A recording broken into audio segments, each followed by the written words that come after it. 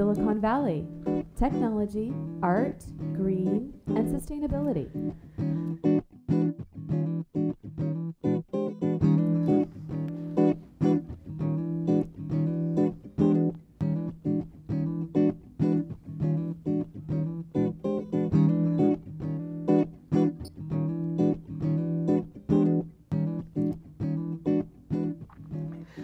Welcome to another episode of Silicon Valley Tech, Art, Green, and Sustainability, SVTAGS. And today I have a gentleman with me who is doing some great work to help homeowners get energy, solar energy on their rooftops. Mike Balma, did I pronounce it right? Balma. Balma.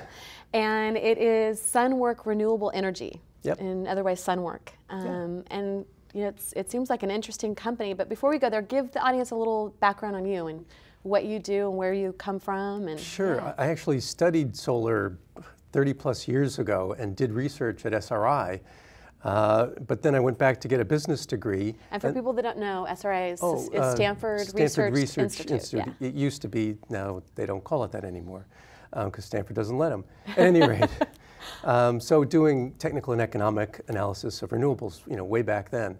But got a business degree, and the market for solar was just gone when I came back out. So I went into high tech with Hewlett-Packard for 20 plus years. And then in the last 10 years, got more interested in solar as it was getting stronger and more affordable. Actually installed solar on my house, which got me excited. I made lots of mistakes. And that actually motivated me more to say, hey, there could be opportunities here to help educate folks. I then left HP. And so how long ago did you do solar in your home? It was 9 years ago. 9 years ago. So there were some probably incentives then? Or? Oh, there were huge incentives there. There were huge incentives. In fact, the incentives would cover more than the cost today. So, you know, California did it right in terms of changing the incentives and lowering it as they went along. So at any rate, I went back into the solar industry, doing volunteer work, you know, help educate folks, and doing some consulting. And then I've met up with SunWork, joined the board a couple years ago, and I was so excited about what they were doing that I became a development director on a part-time basis. So tell us what SunWork is, and what do you do as a development director then? So first, SunWork, what we do is we've got 150 plus volunteers that we've trained to do solar installations. And we do that for homeowners, specifically homeowners who have a small carbon footprint or electric bill under $130. So they're not the $400, $600 a month bill. Exactly. That's where all the solar companies really want to sell, because the electricity is more expensive when you're using a lot. And we really see an opportunity and have found an opportunity to make solar more affordable for the smaller systems. And that's really what SunWork does. Just like a regular company, in that we design the systems, we buy the products, we put it all together, do the installation, and even have a 10-year warranty on it. And so smaller systems being 12 panels, 5 panels, 10 panels? Yeah, I mean, we've done 4 panels. You know, typically it's more like 12 or 16, but you know, we don't shy away from small systems at all. We like them. It's easier for volunteers to handle. You know, a company doesn't like small systems because of the logistics, but you know, it's great. That's what we're designed for. And you guys are a nonprofit. Exactly, yeah. We're a nonprofit, 501c3, so donations are welcome. But most of it actually is the cost of the solar is you know, provided by the homeowner. We also do nonprofits too, other nonprofits like schools and churches and that. So you know, to really help them out. They can't take advantage of the investment tax credit, 30%, and so it's tougher for schools, churches, and that kind to really add solar, and that's what we're there for. So what does the development director do? So a development director actually are one of our biggest problems now. We have lots of volunteers who would love to do installations. So we need to get the word out in terms of what SunWork can do, what our volunteers can do, and how we can make affordable for smaller systems. So you're kind of wearing a bunch of hats: sales, marketing, outreach. Sales, marketing, outreach, exactly. Okay. And also talking to customers, certainly up front, in terms of as they come to the website and say, hey, I'm interested, I'll talk them through, you know, what's their electric bill, and we'll take a look at what you know, their home is and how the orientation is, and give a preliminary estimate for them. And then if they say, yeah, this sounds good, Mike, then we'll have our founder actually typically goes out and does a site survey. So that was actually part 2 of the Oh, second okay. question. The founder, he's a Yep. little shy, didn't want to be on camera, so maybe we can get him back in another time. Sure. Do a little round table with some other folks or something, maybe SolarTech.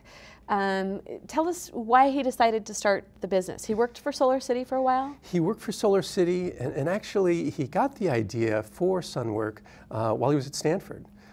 Just before he graduated, he saw all this energy around climate change and how people really wanted to take action.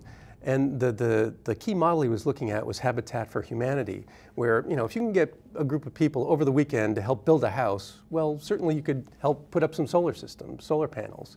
And so he incorporated then, but actually didn't have the expertise. So he went out and got the expertise, worked for a couple of solar companies, including Solar City, that was the last one. He was actually the supervisor for the South Bay installations. And got his contractor's license, so really at that point, you know, launched it on a more formal basis. And this is 3 years ago, 4 years ago when he started? So he started it actually 5 years ago, Okay. but 3 years ago was really when, you know, we started doing installs.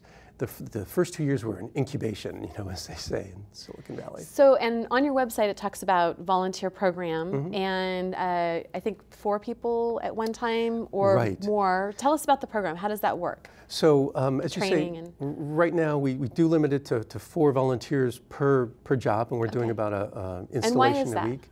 Safety, Okay. strictly safety. No more than 4 people on the roof at the same Yeah, time? you know, we always have a supervisor, you know, somebody who is training the folks and teaching the folks. So it's typically, you know, 2 people you can train to do one task and then 2 people to do the task in a different place.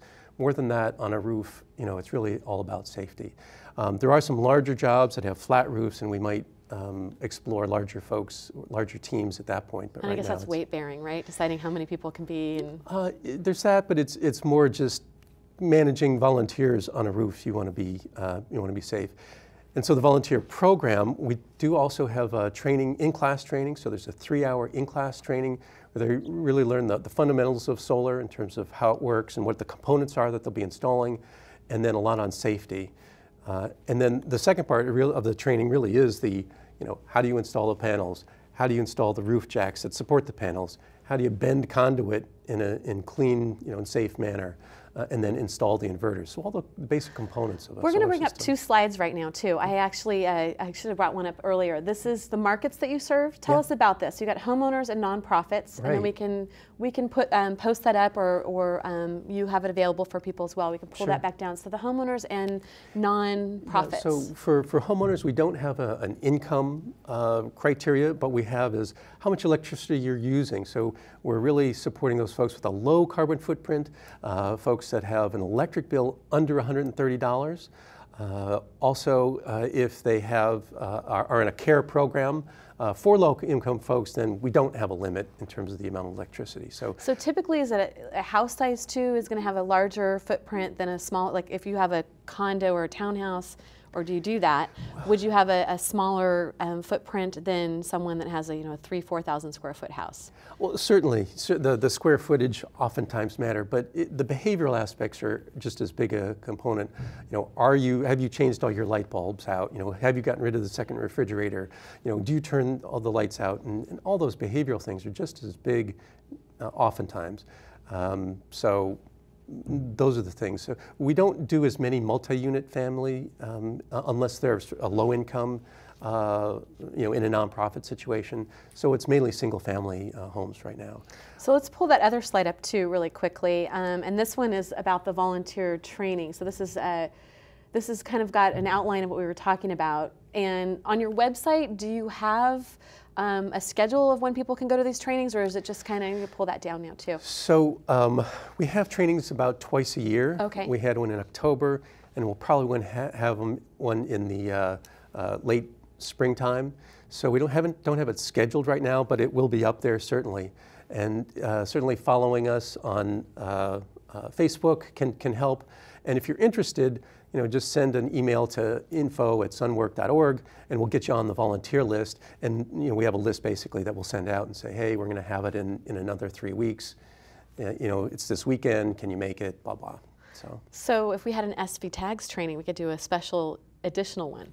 There Sure. we go. We can do a meetup around it. So small systems made affordable is your tagline.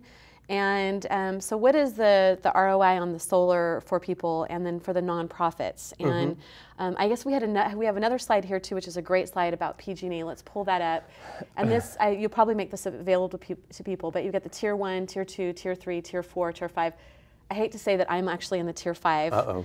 But you don't I have a mother then. that's handicapped and she has to have the heating adjusted at a certain level, and we can bring that down. And we get that 10% rebate or whatever for the medical baseline. Oh, okay. But it's still, you know, it might make sense for someone like us to do solar because, of course. you know, we're energy hogs, basically. And I hate to say that with, you know, producing the show, but, you know, she has to have a certain baseline. Yeah. So PG has come up with this tier system, and you want to address that. Sure. From a tier standpoint,